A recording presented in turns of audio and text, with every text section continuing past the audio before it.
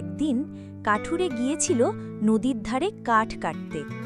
গাছ কাটতে কাটতে হঠাৎ তার কুড়ালটা হাত থেকে পিছলে নদীতে পড়ে যায়। কুড়ালটি হারিয়ে ফেলে সে খুব মন খারাপ করে। হঠাৎ করে এক জলপরী কাঠুরের সামনে আসে। তার হাতে এক চকচকে রূপার কুড়াল।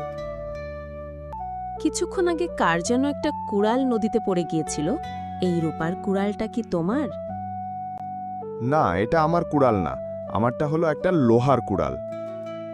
জলপরী মিষ্টি হেসে চলে যায়।